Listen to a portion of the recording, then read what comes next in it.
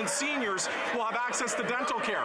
They're voting against that. They're against that. Are they against pharmacare? Are they against the other fruits of cooperation that come from...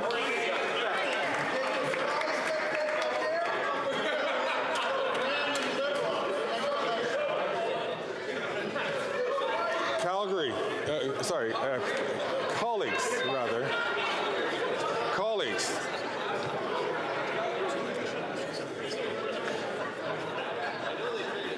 Again, colleagues, it is very important for us, for those of us who have the ability to speak both languages, it's a clear advantage of being in the House that we don't require the use of the headsets. But for those of us who do require it, it's very difficult for them to hear the questions or the answers if there's too much noise in the House. I ask all members, out of respect to all of their colleagues in each of your respective caucuses, is to please listen respectfully to the answers and to the questions, so that those of us who require the use of earphones can do so. The honourable member from Nanaimo, Ladysmith. Mr. Speaker, the number of people unable to find an affordable place to live in Nanaimo, Ladysmith is staggering. And what have the Liberals done? Cut the Reaching Home funding to Nanaimo by 60%. And the Conservatives plan gut funding and leave it up to rich developers who just so happen to be their biggest donors. Nanaimo needs more support, not less. The Mayor of Nanaimo is calling for federal support. Will the minister provide the funding required for truly affordable housing in Nanaimo? Hear, hear, hear, hear. The Honourable Parliamentary Secretary. Thank you very much, Mr. Speaker. I'm happy to take up the specific matter with the member who just raised it after question period to know more about that specific case in Nanaimo. But what I will say is that this federal government is absolutely committed to ensuring there's greater supply. Supply is always what underpins a housing crisis in this country and every other country that's experiencing exactly that. We need to see more building, and that's why we've incented the private sector by lifting GST on the building of apartment rentals. We've moved forward to work with municipalities to see zoning changes where so much of this is dealt with in terms of affordability. Thank you very much, Mr. Speaker. The honourable member from Edmonton Strathcona. Mr. Speaker, New Democrats are delivering diabetes medicine and devices and contraceptives for all Canadians today. Yeah. Free contraceptives are life-changing for women across this country. But shamefully, Danielle Smith said she doesn't want that for Albertans. Right. My constituents are outraged, and the Conservative leader, when he was asked by the media about this, literally ran away. So he didn't have to talk about fairness for women. Will this government ensure that they sign agreements with all provinces so all women, all Canadians have access to the...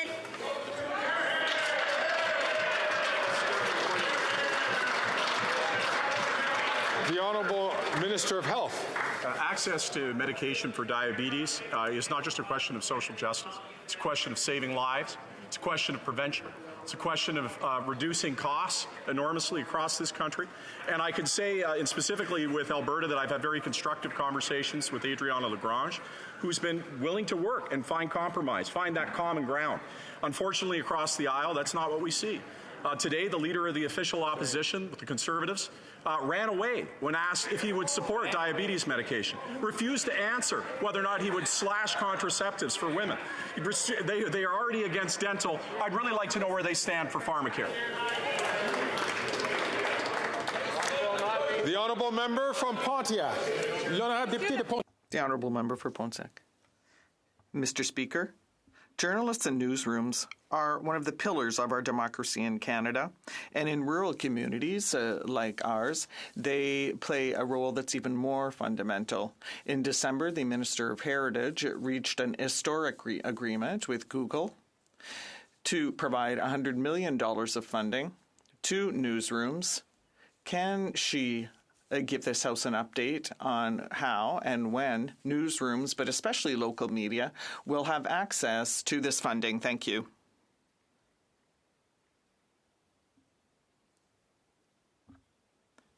The Honourable Minister of Heritage. Thank you, Mr. Speaker. And despite months of opposition from the Conservatives last year, we adopted the Online News Act, which allowed us to reach an historic agreement with Google. That's $100 million in funding that Google's going to invest in local media that would never have been available had the Conservatives been in power. And yesterday, Google launched its open bid office to ask for eligible newsrooms to apply. Canadians can be sure that on this side of the House, we are always going to stand up to ensure that technological giants pay their fair share to protect Canadian citizens. Thank you. I would just like to ask the member for Portneuf, Jacques Cartier, to respect people taking the floor. The honourable member for Regina Capel. Confused because it's not Conservatives making a link between these scientists and threats to national security. It's the government's own security agencies themselves saying that these individuals, quote, were collaborating with foreign entities that present a threat to the security of Canada. We're talking about research with pathogens and deadly viruses, while at the same time these individuals were on the payroll of the People's Liberation Army, the communist regime in Beijing. Now, rather than inform Canadians and come clean at the outset, the government went into overdrive to cover it up. How could the Prime Minister be so callous and selfish that he would try to protect himself rather than the security of Canadians?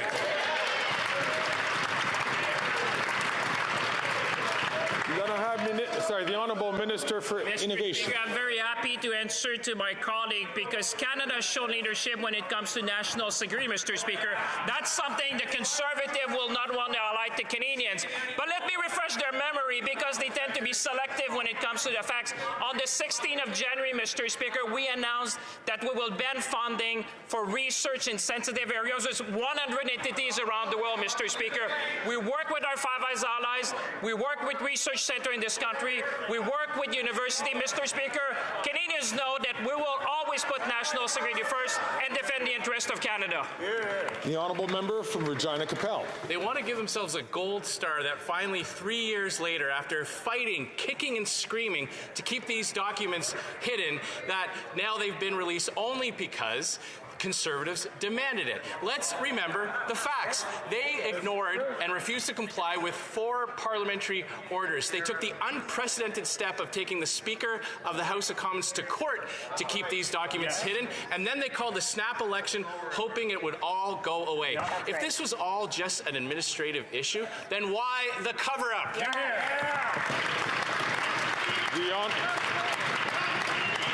The Honourable Minister of Health. In the first order, one of the things that is disturbing about what the member is supposing is that if he was in government, and I hope that that doesn't happen, that they would interfere in the redaction process and they would be involved in it. We obviously did not do that, particularly not with national security. What we did do, and in fact, the member opposite and I had a conversation about this. First, I suggested immediately that they see the documents at NSICOP. He said that wasn't good enough. So I created an ad hoc committee. The ad hoc committee gave them the opportunity not only to see the documents, but put to an independent arbiter whether or not they should be released publicly. We did that together. The documents are released. They're now before us. The honourable member for Mégantic L'Érable.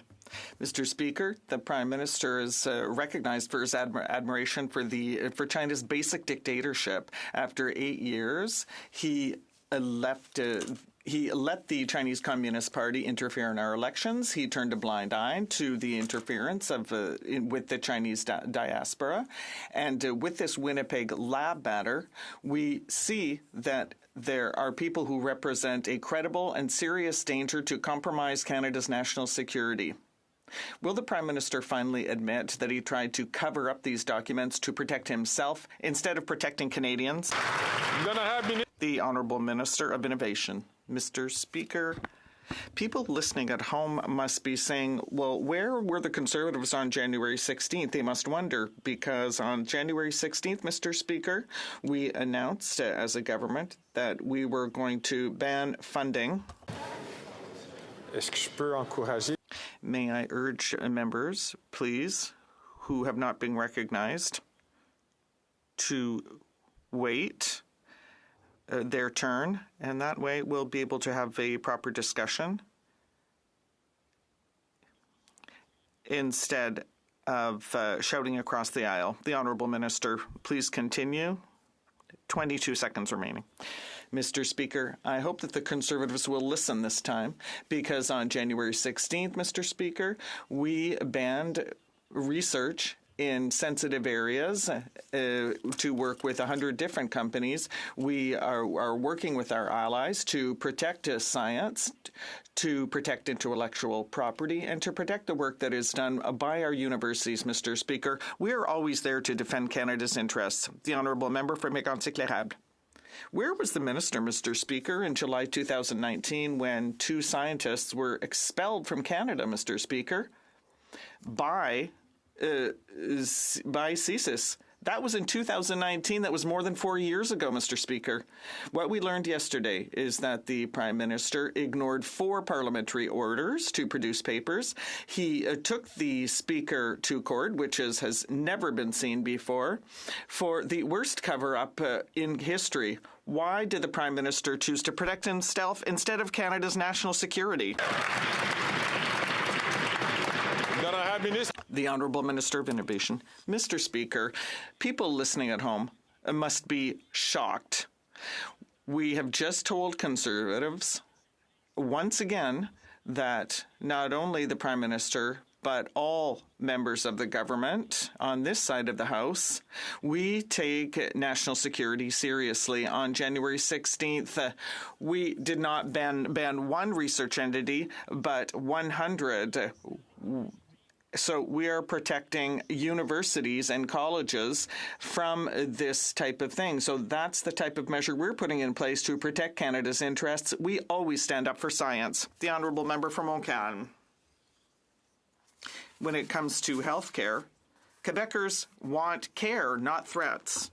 A year after having forced Quebec to accept an increase in health transfers that covers only 1/6 of their needs, the federal government is now threatening Quebec that it will steal $900 million if we don't submit our conditions by March 31st. The Liberals are once again playing political games at the expense of Quebecers with our own money. When will the Liberals finally stop taking ill people hostage and pay Quebec the the money that it's entitled to? The Honourable Minister of Health. Mr. Speaker, I understand that the Bloc Québécois just likes to squabble. But when I spoke with Minister Lebel, it is clear that her objective is to cooperate and to find solutions. In our healthcare system, I think that Canadians and Quebecers want politicians, members, to find solutions, not to pick fights. And that is why I am very sure that we are going to find an agreement with Quebec. The Honourable Member from Montcalm. Mr. Speaker, pharmacare is not coming anytime soon. Bill C-64 refers to principles to consider when working towards the implementation of national universal pharmacare. Otherwise, in fact, that actually sounds like a election promise to me. The NDP is sold out very cheaply. But if one day, after having discussed these principles to consider when working towards the implementation of pharmacare, if Ottawa comes up with a pharmacare plan that Quebec has already, will Quebec be able to withdraw with full compensation, no strings attached? The Honourable Minister of Health. Mr. Speaker, on the contrary, this year, for the first time in the history of the country, everyone with diabetes, everyone who needs contraceptives will be able to have access to them. That is such an historical announcement that it will change the lives of so many Canadians, even if Quebec already has such a program. Yesterday, I had a good conversation with Minister Dubé on this topic, and I think that we will reach an agreement with Quebec very soon. Alderman Norfolk. Common sense Conservatives will axe the tax, build the homes, fix the budget, and stop the crime. After 8 years, this Liberal NDP Prime Minister is not worth the cost, the crime, or the corruption. Right. Never before in the history of this great nation have so many people have to resort to food banks. Thousands are now resorting to dumpster diving because they can no longer afford the cost of food. Will this Prime Minister show some compassion and cancel the April 1st carbon tax hike? That's the right thing to do. The Honourable Parliamentary Secretary.